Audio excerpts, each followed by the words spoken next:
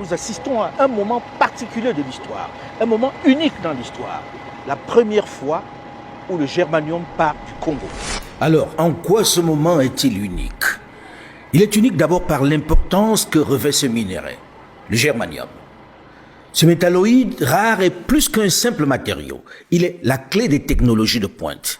Dans les secteurs militaires, aérospatiaux ou encore les télécoms, le germanium est au cœur des innovations qui façonnent le futur. Il alimente les cellules solaires de satellites, les systèmes de vision nocturne pour la défense et garantit la transmission rapide des données via la fibre optique. Après le coltan, le cobalt, le cuivre et bien d'autres minéraux, voilà la première expédition de l'un des minéraux les plus recherchés au monde. Cette expédition est un moment unique aussi parce que pendant 20 ans, dans cette mine, la Gécamine produisait de l'alliage que l'on envoyait en Chine avec le cuivre, le cobalt et le zinc.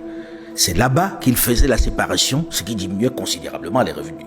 Cette fois-ci, et c'est cela la révolution dont on doit être fier aujourd'hui, même si l'on fait beaucoup de reproches justifiés à la Gécamine, il faut saluer le fait que c'est entièrement sur place, avec sa filiale STL à Lumumbashi, que l'on produit ce concentré de germanium qui prend la route aujourd'hui. Et autre révolution, autre nouveauté notable, pour passer du brut d'hier au concentré d'aujourd'hui, il a fallu investir plus de 70 millions de dollars américains.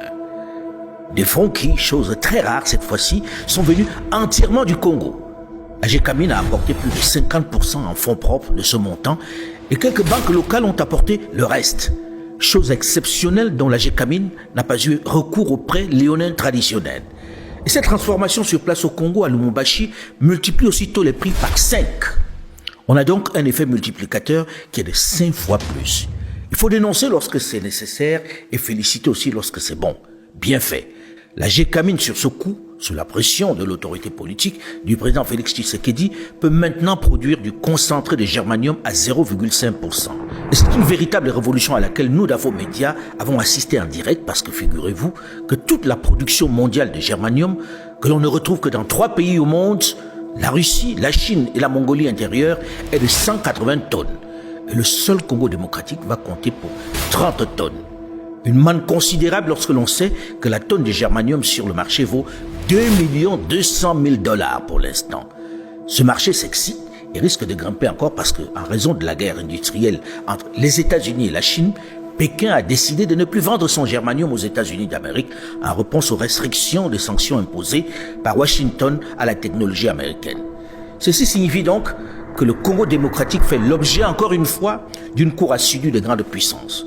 Ce premier pas de la RDC dans l'exportation du germanium renforce son rôle incontournable sur la scène mondiale.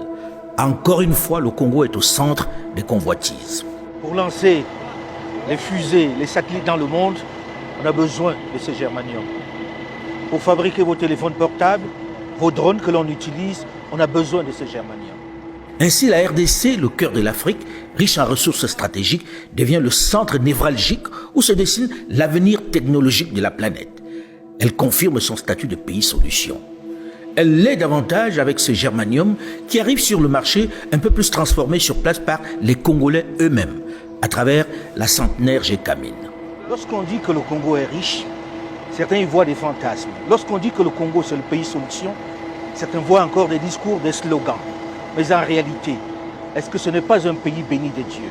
Seulement, il ne faut pas que toutes ces richesses fassent encore une fois le malheur des Congolais. Aux autorités de prendre soin, de bien négocier auprès de ses partenaires, de ses clients aux abois, pour que ces richesses soient plutôt source de paix et de prospérité pour tous. Et que la Gécamine revisite profondément son modèle.